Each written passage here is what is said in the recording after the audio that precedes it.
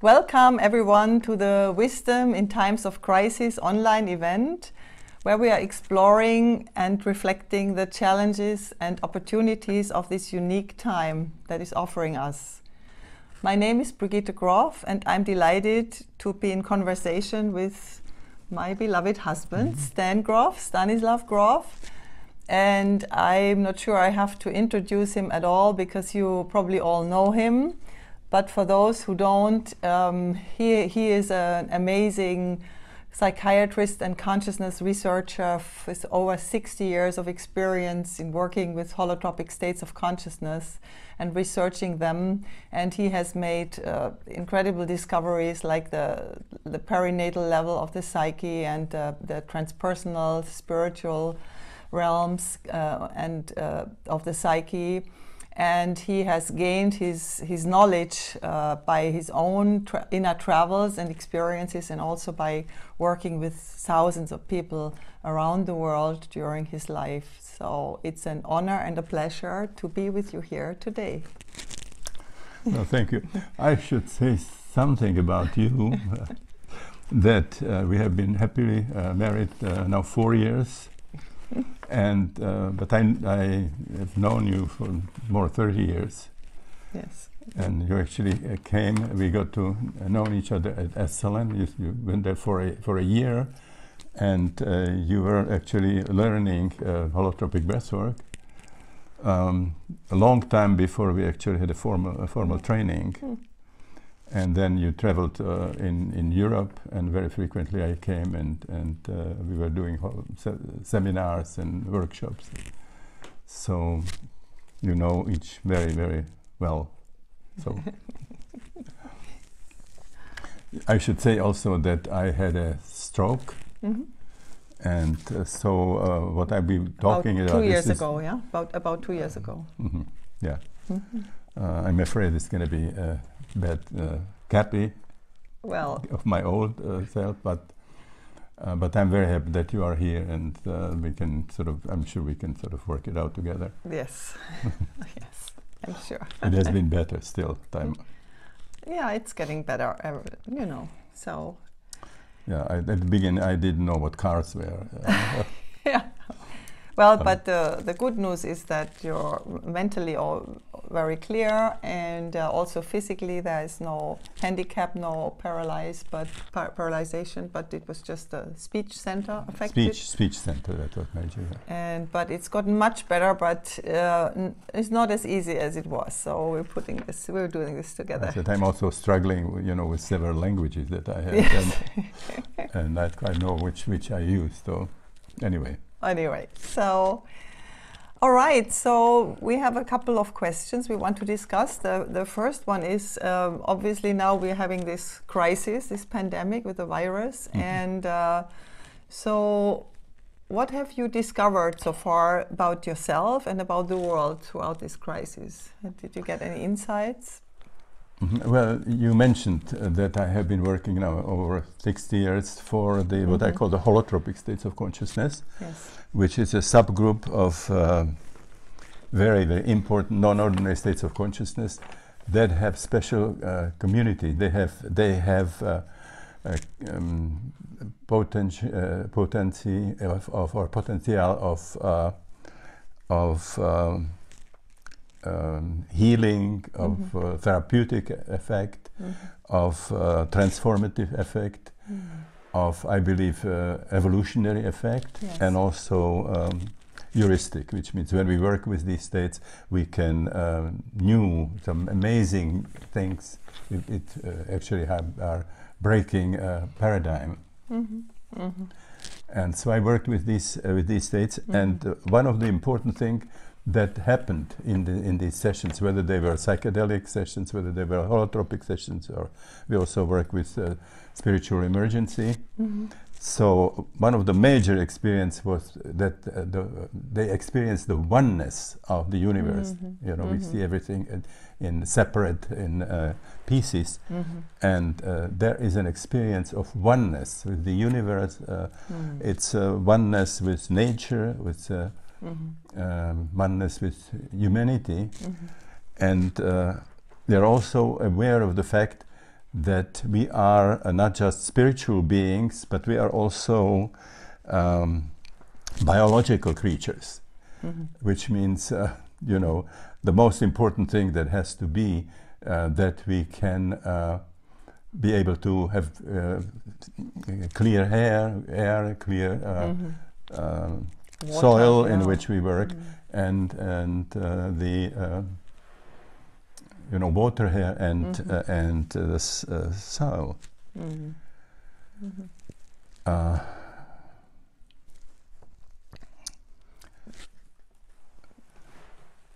Well, I think in this crisis it became clear that this is not stopping at borders. I mean, it's everywhere. We are all one in this, right? In this pandemic. Yes, we have seen actually the oneness of the universe, the way it was experienced by astronauts when they were watching from the moon, and they see no lines, no separates, you know, no boundaries that people kill each other. So, for example, Fuller talk about the Earth, you know, being spaceship. Yes. And Mickey Lemley wrote a wonderful movie which was called The Other Side of the Moon. You know, which were, I think, about up to 20 astronauts who were seeing the Earth from the moon, and they came back all mystics.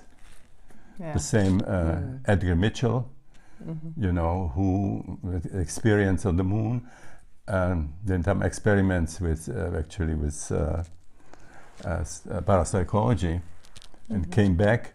And he used this reputation that were carrying around the world, give lectures, and he created the Noetic Institute in San Francisco, where actually people are trying to open up somehow new ways of consciousness, you know, opening consciousness, bringing consciousness into the world. So it's an amazing situation. So, you know, we have known in some way that there was oneness here. For example, when we had some nuclear problems, you know, with exposures, the experiments, or when there were accidents and so on. Suddenly the radioactivity was all over the world. It does not sort of stay in the place where it doesn't stop at the border. The same, we know what's happening in Amazon, where, you know, the deforestation. You know, we get distorted, or damage the air in the whole planet. Now, what happened now, I think, with this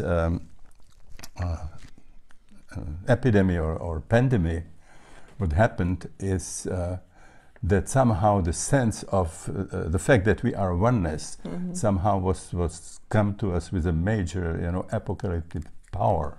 Yes. We just know now that we are not sort of, you know, in one country, and that we are going to defend against the others. So I believe that you know, when this is over, that actually we can now focus on non-ordinary states of consciousness, whether it's holotropic experiences or whether it's psychedelics.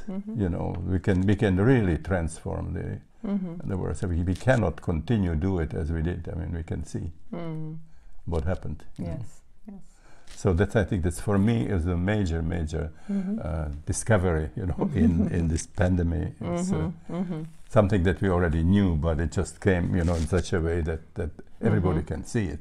Yes. We need to be global citizen, not be Americans or Czechs or Russians or you know, Chinese. I mean, we are just not going to make it very long. Yes. So Stan, how has meeting death and grief actually shaped your life? Okay, well, I was born in Czechoslovakia, which is in the middle of Europe. And anybody who was hungry, you know, they just wanted to take it over. And this has been happening for a very long time, in the Middle Ages and so on. And now in my childhood, of course, we had Nazis with us for 6 years, taking over, which was very, very difficult time, as you can imagine. Actually, our family survived, but we lost many of my friends, particularly who were Jewish people, and they were taken to concentration camp and were killed and died. And that actually, at the end of the war, the last 4 days, from the 5th to the 9th, then we had a revolution in Prague, in the streets, where the Nazis were coming in, and we were fighting. You know, there were streets barricades, like in French Revolution. The tanks were coming. You know, we were coming from the top, and we had a Molotov cocktail, you know, and stuff, and fighting, really fighting.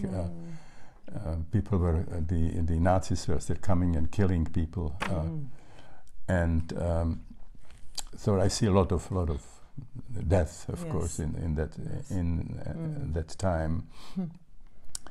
And I have quite a difficult times in other situations. Like we had 3 years of freedom, and then we had a putsch, communist putsch, where Soviet Union take over Czechoslovakia. Yes. And so we had very difficult Stalinist time, you know. And I was actually been in prison for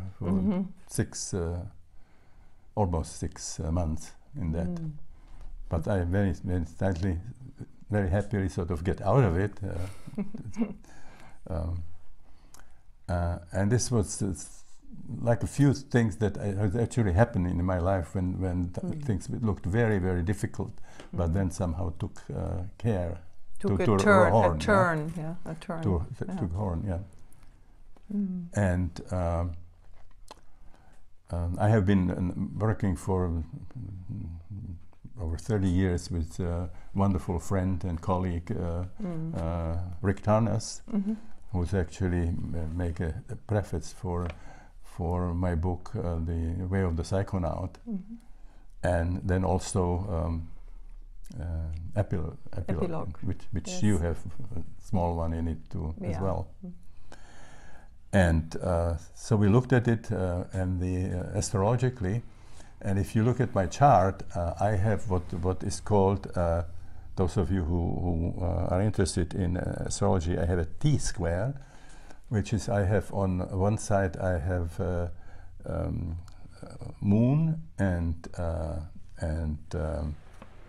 Saturn, and opposition is with Pluto and Jupiter, and the square is to Uranus. Yes. And so when this I have suddenly some kind of lucky escape, it's always when the Jupiter is kicking in. Yeah. Now I should say that I had the same chart when I was born, which is in the 1930s, a very pretty difficult situation, as you know, crisis and so on. And this is happening again, the same kind of right now, in the sky. Transits, And so I'm very curious and very happy if this repeats itself, if we have a sudden sort of happy turn. I can't at the moment see what happens unless we get the vaccination or medicine.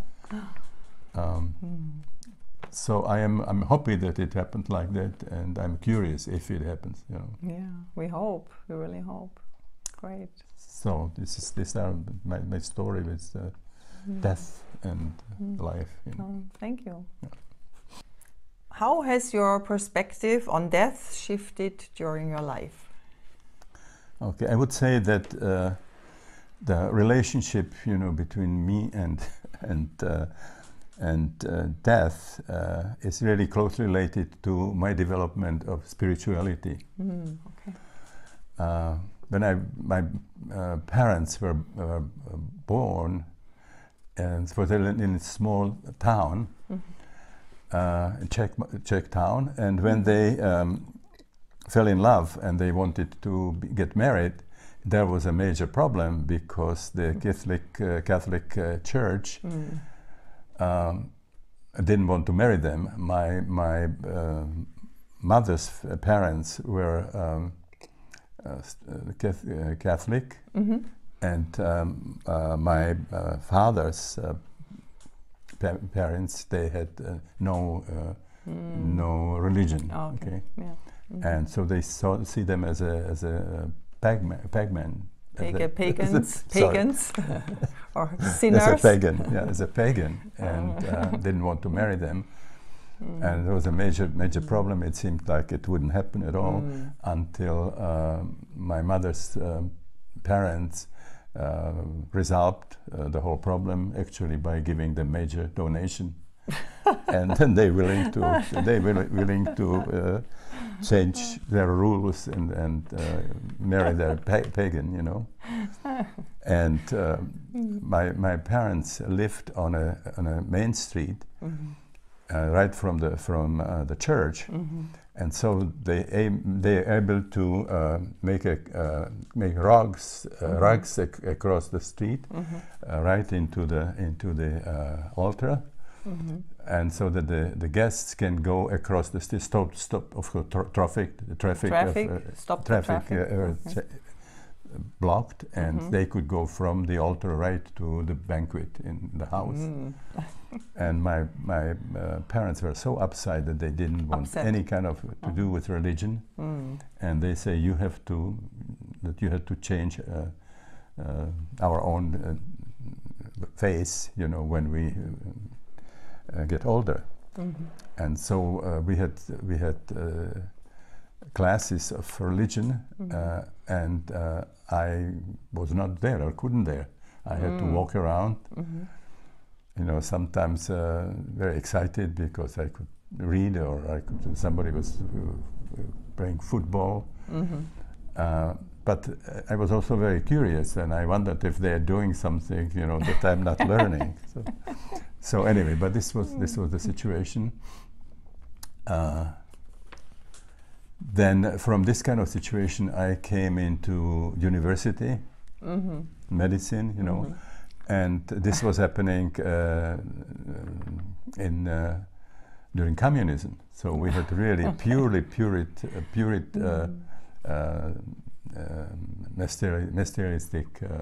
materialistic science. And that doesn't certainly make sort of mystics out of it. It was very like see what we can do already, and if we work more, we can do it. And everything was understandable, and so I was basically atheist. And then when I started working with psychiatry, then we got a whole box if ampules of LSD, LSD from Sandoz, from Switzerland, and I couldn't at that time, be working with LSD myself because I was a student. I was working at psychiatry in the 4th year of medicine, and they did not allow students to start it, unlike what Harvard allowed. Doing it with students, but I was doing what my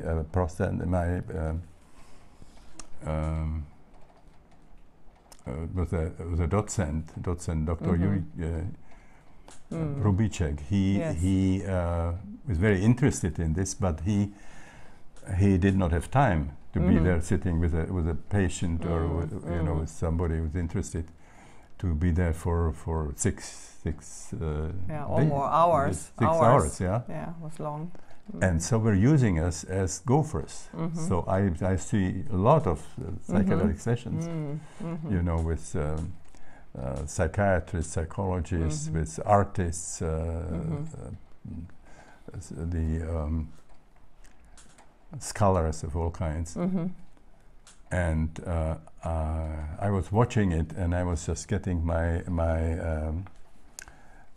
taste all twisted, you know. Yeah, appetite. You got the appetite. To see these experiences, but I couldn't have it. So the first thing that I did, I asked for the session. Yes. Which I got, but our docent Robicek, he was very interested in EEG. Yeah. And not only that, he was very interested what is called the driving brains waves. Brain waves. Brain waves. Yeah, driving. Or driving the brain waves. Yeah. Yeah, by stroboscope, yeah? That's what he was doing. Which means that we had to, before, during and after, in the middle of the psychedelic experience, we had to be exposed to a powerful strobes, and he wanted to see if this changes somehow the brains in the brain waves. Brain waves in. Yes. So what happened when I had this experience, and I was in the middle, the assistant came and she said, you know, it's time to put on drive the strobe, drive the brain. Drive the brain waves, which I did. And the moment this turned on, you know, there was a light like I'd never seen in my life. At that time, I thought it was probably something like what happened in Hiroshima. Like today, I think it was more like the Ramakama, which is in the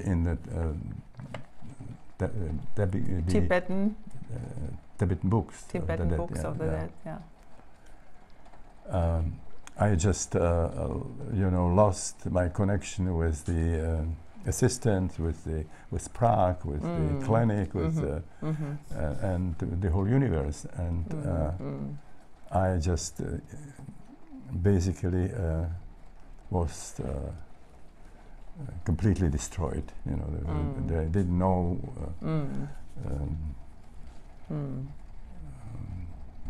There was not anything that I knew in my everyday life, but at the same time I have the feeling that I became nothing, but at the same I was everything there was. You know? And then as I was coming down from that, then I was like for a while in the universe, and there were all kinds of things happening. At that time I didn't have any names for it, but later I learned about in the 60s about the Big Bang and about then black holes and white holes and wormholes and so on. This was something in that category, you know. Yes. And then it came back, and there was again a problem, because I was in my consciousness, but it was floating around your body, you know, and I couldn't get those together somehow. And at that point, I understood that what they taught me in the university, that consciousness comes from the neurons in the brain. I thought it was just absurd. It was absurd. It was just not true. No way, you know, that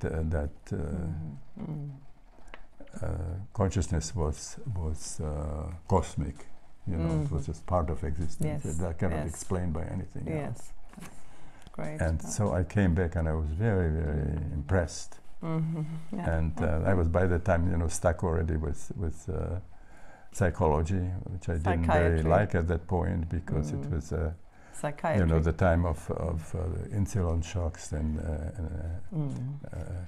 electric shocks, and at the same time there was actually lobotomy, which they got a Nobel Prize for psychiatry for Yes. the prefrontal labocy. So, well, that certainly has changed your perspective. So then that one day, that few hours there, you know, just very profoundly changed me, both professionally and personally. Yes. I came into it as an atheist, and I came back definitely as a spiritual person, you know, as a mystic. And then as I was continuing working with psychedelics and so on, I had many sessions in which I had the experience of going to death, you know, being in a very convincing way. And when I came back, you know, I was surprised, because I thought it was already that it's going to end up in a different place. Yes, yes. But it seemed to be coming back to the place where I had my session. And I had particularly quite of the few experiences with a substance called ketamine or ketalar, which has some very special kind of affinity to the bardo kind of experience, between life and death and so on. So at this point, you know, I'm not sure exactly what happens, but I think it's very possible, you know, that there is a whole major realm. Yes. I'm still sort of open to the possibility that when I die finally, I already died, you know, during the stroke. You felt you died in the stroke when you came back. But when I came, and without coming back, it's going to be the last one. That it sort of became like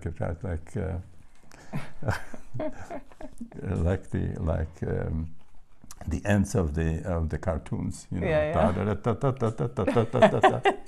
It's all folks. That was it. That's all folks. So that I sort of spent a life on doing it, and it just doesn't happen.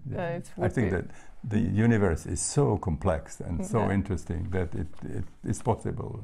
You know, well, there's also like cosmic jokes around, so you never know. I mean, you can't really tell. I think that's very likely it's going to be similar to what we have been experiencing in psychedelic sessions. Anyway, so what role do you think our cultural death phobia has in this current crisis? Well, you know, fear or anxiety in nature is a sign of that life is somehow threatened. Yes, the biological life. This kind of injury. There is a diminution of the degradation of body somehow. So we see also in animals to have fear. You know, when you see a tiger or a lion, you know, going to gazelle or to you know, or where is a mouse sort of getting to a cat. There's also the same kind of situation in people when you are in a war, you know, an attack. When there is a person coming to murder you and so on, you know, there is a fear. But there are also other ways, which is there's a possible of the imagining death or imagining death. So, for example, we can have phobias. We can have a fear of rape. Yes. You know, or some other kinds of fear. And that was for me like a major breakthrough when I was working with psychedelics. A completely new understanding of what's happening. That usually people think that we have a fear of death because we know that we'll die. Yes. You know, unlike we think that animals don't, that animals just happens, they just die. Yeah. But we know, and that is certainly not true. What you find with this kind of work with psychedelics is that a fear of death is a memory. Yes. Is a memory of it, you know. Yes. So during postnatal life, for example, many people have experiences that are at least near experiences, like near death, near drowning, near or drowning. or they have swallowed something and they're choking, or somebody is choking them, choking them, you know, or they have some kind of disease like diphtheria and so on. But then if you go further, then something that psychiatrists or medicine don't really believe, that we carry a powerful imprint of the trauma of birth. Trauma, yes. Oh, yeah. But that was a major discovery. Yes. Because people think, when I was studying medicine, they think that the newborn, does not have any consciousness, which is bizarre. But so that's very imprinted in our unconscious. Then even in the prenatal life, and then we have quite powerful experiences in psychedelic sessions, which are experiences that seem to be that are coming from a previous lifetime, the karmic kind of experiences. Yes.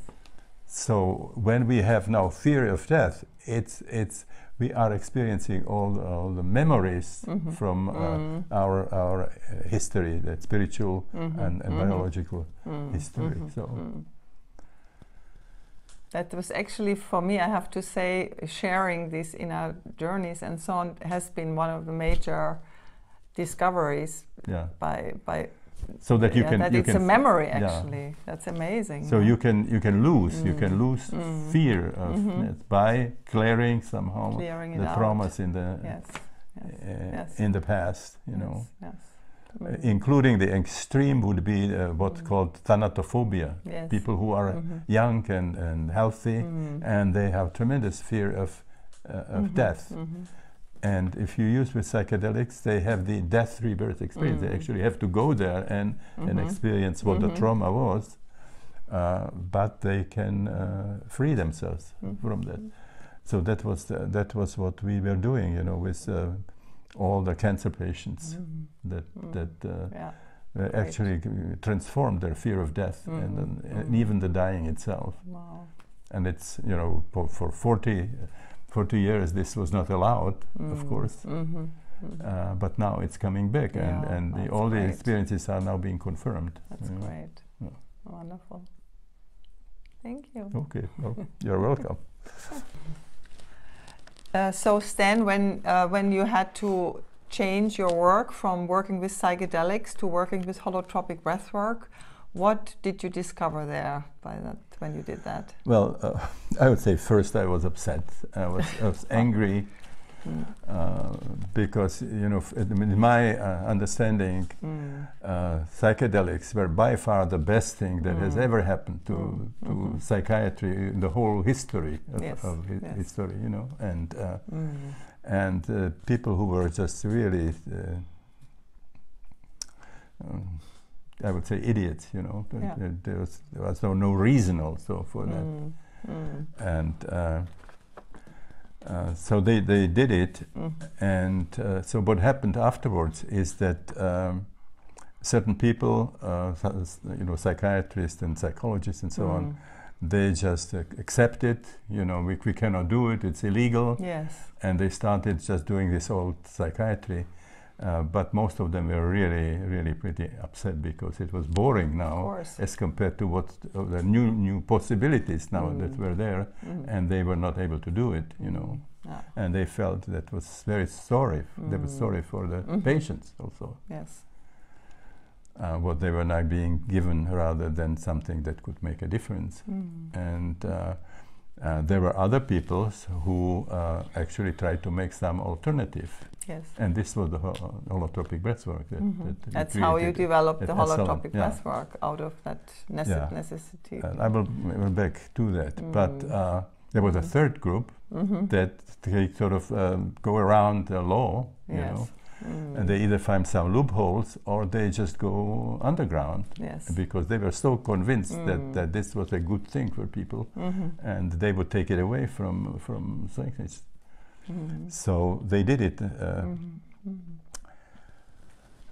Now we were those who tried to make an alternative, and we came with the holotropic breathwork, and I was actually very excited. Because before I thought, you know, psychedelics were such really exotic substances, and there's no way you can do something like you can do with them. And I was surprised how it was actually easy to get into these kind of experiences, to the point that actually there were people who were having them in the middle and the life.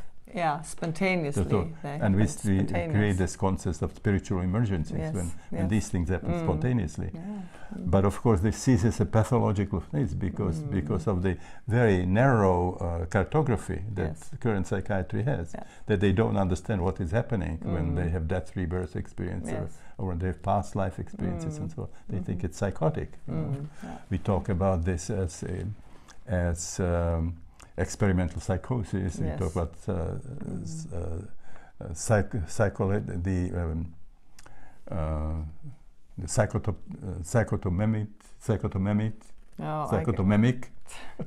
Anyway, psychotomemic. I can't say that word better. Psychotomemic or something. Hallucinologies and so on. Hallucinogens.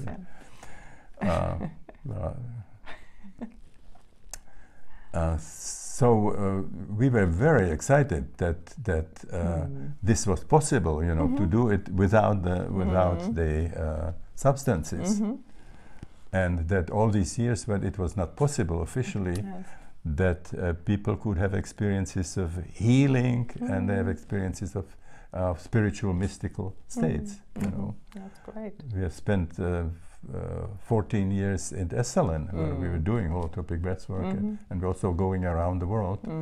And many people have very similar kind of psychedelic experiences. Just with breathing. Holotropic experiences. Holotropic, just with music and music. Breathing and music. Yeah, it's actually it's actually great, you know, because then you know it's not the substance, it's the experience, and it can be accessed by, it can happen spontaneously, it can be accessed by breathing or with medicines. So actually people in their everyday life, some of them are so close to it that they have to fight to hold it back. And when they come to a situation where we know that we can sort of deal with it, they just let it out. They lie down and we do it kind of a preparation. We talk before they do the breathing, and they're already going. Because they know we can sort of support them. Well, for expenses you don't want to get in the middle of the airport, but if you have a situation where people know how to do it, they can really transform it. Yes. Okay, thank you. So I was sorry, but after what happened, something completely new, the fact that we can actually do it.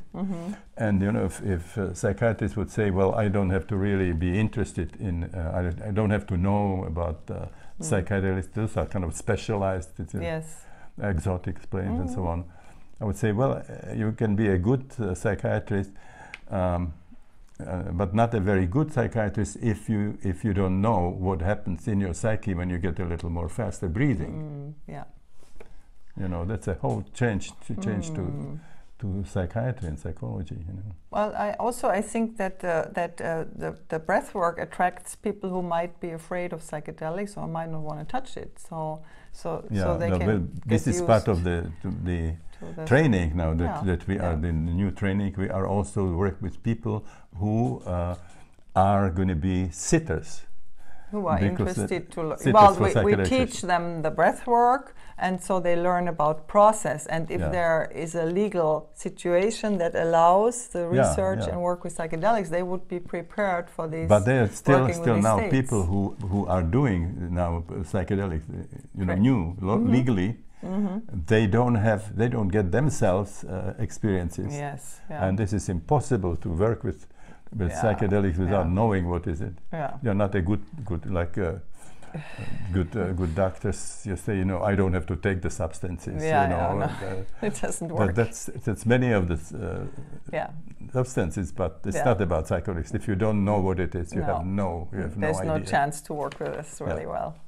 So hopefully they will have allowed to have, if they work with psychedelics, do they have to know what it is? They can have the allowance to do it. Their own experiences. And until then, people can do holotropic breathwork as the close as that a training we can do for without substances. Right.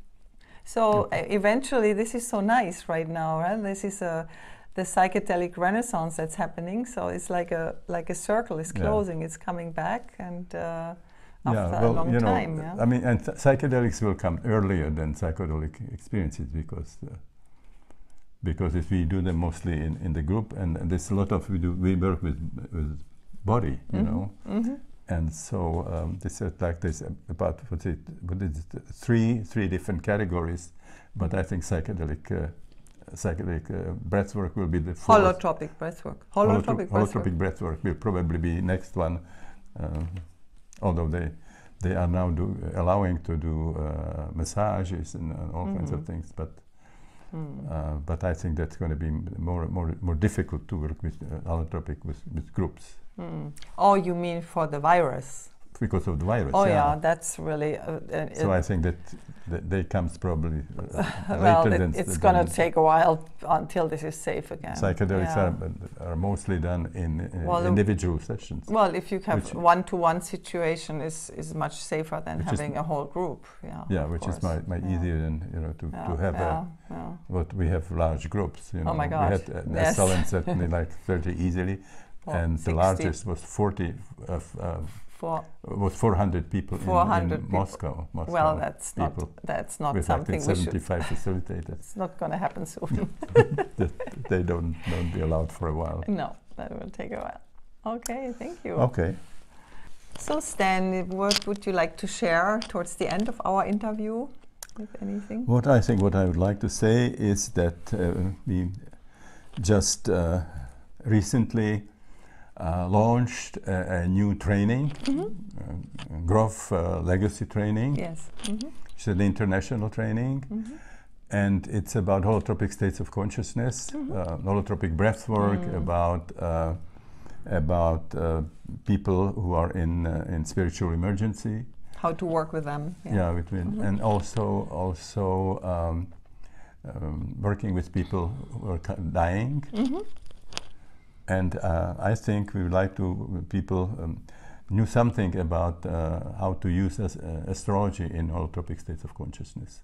And also to learn to prepare to become sitters for psychedelic sessions, if that's when it's legally possible. Of course, I mean, not learning through the breath work how to later work with these states. Huh? And maybe what I would also like to say is that I have had a new book, this The Way of the Psychonaut, which is a celebration of the anniversary of Albert Hofmann. That's the 75th anniversary of LSD. discovery of LSD. And these are books that would prepare people for their own non-ordinary states of consciousness, whether it's holotropic breathwork or psychedelic or spiritual emergencies and so on. Well, it's an encyclopedia of all your life's knowledge that you have gathered over 60 years, and it's two volumes. It's 800 pages, so you can find your experiences in there. So it's really amazing. I think it's amazing. We have some audio books also in the past, in the future. Oh yes, it will. It will be an audio book in the future. In the future. Yes. But you know, people could also read now because they have a lot of time that they spend at home, and many people don't know what to do. Oh yeah. So they were a way of preparing themselves for psychedelics, for holotropic breathwork. Yes. At home. Yes. Yeah, and there has also been made a wonderful documentary about Stan's life and work, The Way of the Psychonaut, a movie by Susan Hess-Loger. Yeah, and you can, it has a website, it's called thewayofthepsychonaut.com, and there, if you go on watch, you can actually watch the movie. You can stream the movie once a month, and so on. There's more information. So. Okay. Also, we have to say thanks for science and non-duality. For this program, but also for now years of doing amazing conferences in Italy and also in California, in San Jose. And they have amazing videos for it. Yeah. You know. Yeah. They have a wonderful 4 beautiful videos with Stan. That were really nicely done. Thank you for everything that you have done. You know, for changing consciousness in the world. And then, last but not least, I would like to thank my sweetheart here that she helped me do this my pleasure. Interview. Yeah. My pleasure. My honor and my pleasure. Thank you. Yeah, thank you. So thank you, everybody. Thank you. Bye bye.